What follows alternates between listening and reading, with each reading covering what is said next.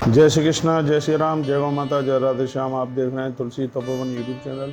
और इस वीडियो में हम एकादशी के बारे में चर्चा कर रहे हैं कि अब के बार जो एकादशी है वह एकादशी कब की है, यह जानकारी हम ले लेते हैं। और इस एकादशी का नाम क्या है, इसकी महिमा क्या है, ये सब अपने आप में समझ लीजिएगा। तो इस एकादशी का पहले तो हम आपको इसका महत्व ही एकादशी का बता दें।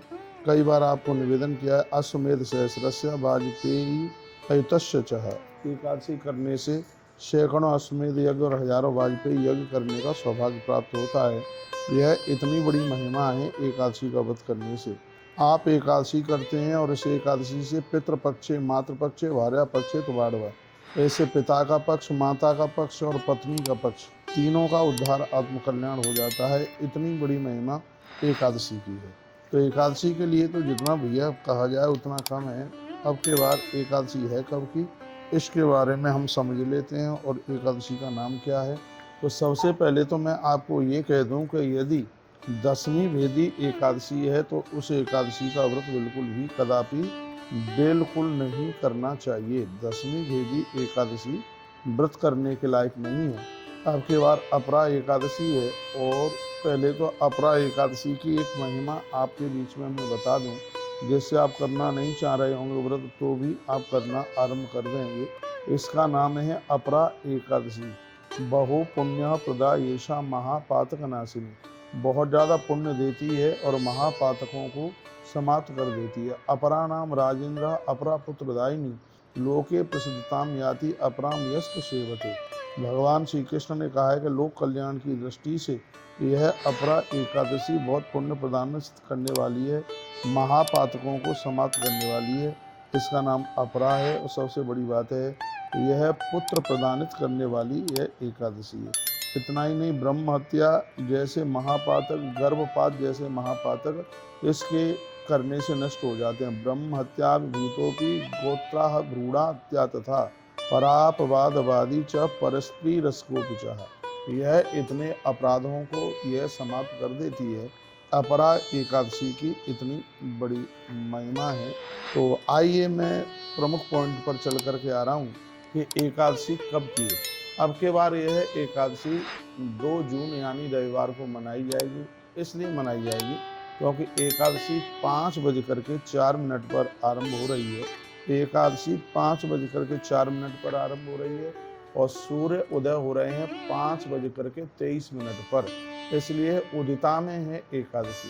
यदि 1 मिनट भी सूर्य उदय पर यदि यह एकादशी आ जाती तो ये दशम भेदी हो जाती। और यदि दशम भेदी एकादशी की जाती है तो उसका एक बहुत बड़ा अपराध हो जाता है। यहाँ तक वर्णन है कि यदि एकादशी के दिन सूर्य उदित में दशमी है, उस एकादशी को छोड़ दीजिए। द्वादशी के दिन एकादशी बिल्कुल भी नहीं है, फिर भी उसको कीजिए, क्योंकि दसवीं भेदी एकादशी करने से व्याय स्थानम तद विष्णु शापम दत्ता प्रेक्षति। तो भगवान उस स्थान को छोड़ करके चले जाते हैं और अभिशाप भी दे देते हैं। इसलिए भूल करके भी दसवीं भेदी एकादशी नहीं करनी चाहिए। अब एकादशी 5:04 पर शुरू हो रही है और जो कि 3 तारीख को भोर में 2:41 तक है एकादशी। यदि यह एकादशी ब्रह्म मुहूर्त में आ गई होती, 3 बजे तक भी आ गई होती, 3:कुछ तक आ गई होती, तो हम एकादशी 3 तारीख को ही करते। लेकिन वो तो ब्रह्म मुहूर्त से पहले ही समाप्त हो रही है। हाँ, एक बात और सुन लीजिएगा, यदि 2 तारीख को उदिता में दशमी होती तो 3 तारीख को भले ही एकादशी न होती तो भी हम एकादशी का व्रत द्वादशी में ही करते, 3 तारीख में।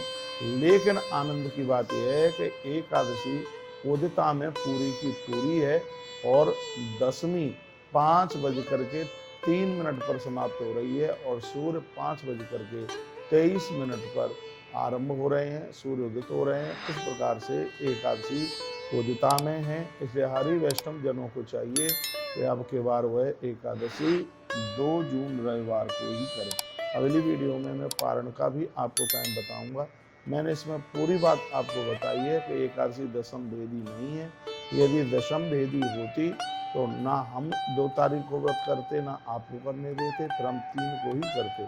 लेकिन उदिता में दशमी है नहीं, उदिता में एकादशी चल करके आ गई है। और यह 3 तारीख को भोर में 2:45 बजे से ही पहले पूरी हो जाएगी। लगभग 2:41 पर ही यह पूरी हो जाएगी। तो इसलिए जब आप जगेंगे 3 तारीख को, मुझे तो नहीं लगता कि भोर में 3 तारीख को कि तुम 1:30-2 बजे नहा लोगे।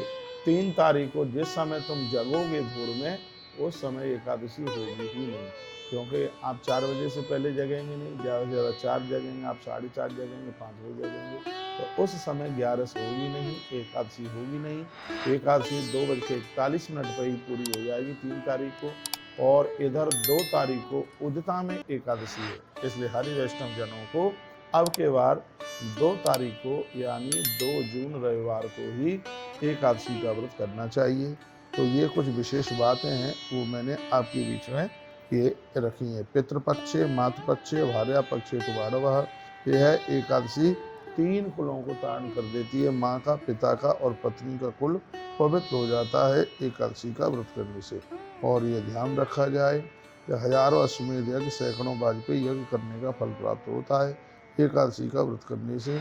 और ये भी ध्यान में रखा जाए तो पोषण दिने विद्ये, यदि 10वीं भेदी एकादशी को किया जाए तो व्याह स्थानम तद विष्णु शापम दत्वा प्रक्षति, तो उस घर को छोड़ करके भगवान विष्णु वहाँ से प्रस्थान कर जाते हैं।